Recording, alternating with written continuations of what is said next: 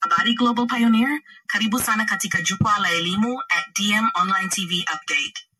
Leo tutajifunza kuhusu hazina na malengo ya muda mrefu pamoja na mafanikio kupitia mradi wa Pi Network. Ni muhimu kuelewa jinsi tunavyoweza kubadili hatima zetu kwa kushirikiana na timu kuu ili kufanikisha maono na dhamira ya mradi huu.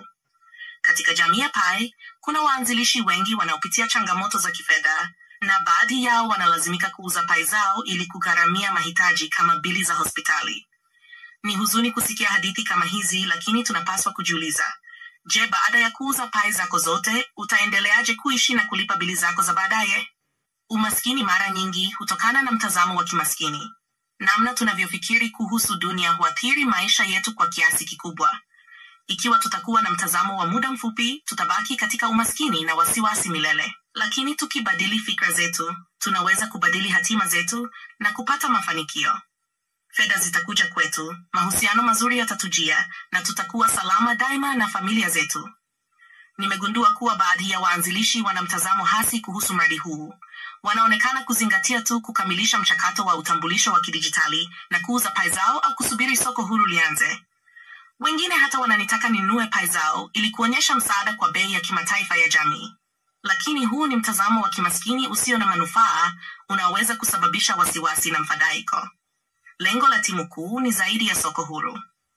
Fedha za kidijitali ndizo hatua inayofuata katika mageuzi ya pesa, na Pi ni sarafu ya kwanza ya kidijitali iliyoundwa kwa ajili ya watu wa kawaida. Hii ni hatua muhimu katika upokeaji wa fedha za kidijitali duniani kote. Dhamira ya timu kuu ni kuunda sarafu ya kidijitali na jukwaa la mikataba mahiri linaloendeshwa na kulindwa na watu wa kawaida. Maono yao ni kujenga mfumo wa kina wa malipo ya moja kwa moja na uzoefu wa mtandaoni, wote wakiungwa mkono na Pi, sarafu inayotumiwa zaidi duniani. Ujumbe huu unamaanisha kuwa ili sarafu ya Pi iwe imara, inapaswa kumilikiwa na idadi kubwa ya watu. Timu kuu inaamini kuwa Pi ni kwa ajili ya kila mtu, si waanzilishi tu. Hivyo, ni jukumu la waanzilishi kushirikiana na timu kuu, kusambaza habari, na kuhakikisha dhamira na maono ya timu yanatimia. Pia ni muhimu kuwaelimisha waanzilishi kuhusu thamani ya Pi na kuwahamasisha kutoitumia hovyo au kuiuza kwa bei ya chini. Ikiwa wengi wataitumia au kuiuza kwa bei ya chini, itazuia kuanza kwa soko huru. Kwa hiyo, ni muhimu kuunga mkono dhamira na maono ya timu kuu ili kuhakikisha soko huru linafanikiwa. Ingawa baadhi ya waanzilishi huenda wasiuze au kutumia Pi zao kiholela, wengine wanafanya hivyo. Ikiwa hutaki wengine waige mwenendo huu, unapaswa kuchukua hatua kwa kuwaelimisha kwenye jamii yako au mitandao ya kijamii. Tunapaswa kufanya kazi kwa bidii katika kuelimisha jamii na kusambaza ujumbe huu kote ulimwenguni ili kusaidia waanzilishi wengine kuamka na kuelewa umuhimu wa Pi. Fikiria hivi, kama baba yako ni tajiri sana, hatakupa utajiri wake kirahisi. Unapaswa kujifunza jinsi ya kutumia kwa hekima. Ikiwa utatumia milioni moja kununua gari au 10,000 kwa mlo mmoja, baba yako hatakabidhi utajiri wake.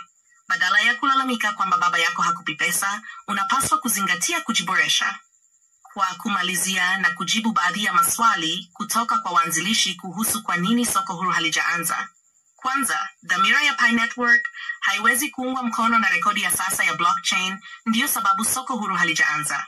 Jamii ya waanzilishi inapaswa kujikita katika kujielimisha zaidi kuhusu waraka wa Pi Network na kutekeleza.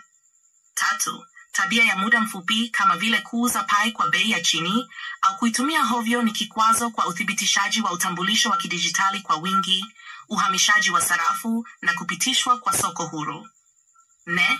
Jamii ya bei ya kimataifa haitafanya mambo yanayowafaidisha wachache tu wenye tamaa, bali italinda hekima yake kwa manufaa ya jamii nzima. Hii ndiyo sababu hatununui Pi kwa bei ya GCV. Lengo letu ni makubaliano ya jumuiya nzima, si faida ya mtu mmoja au wawili. 5. Tutafanya kazi kwa bidii ili kufanikisha makubaliano ya bei kati ya waanzilishi ili wafanya biashara wakubwa wawe na ujasiri wa kupokea Pi kwa bidhaa kubwa bila kuhatarisha biashara zao. Katika chapisho langu linalofuata, nitashiriki hadithi ya jinsi ya kubadili hatima yako.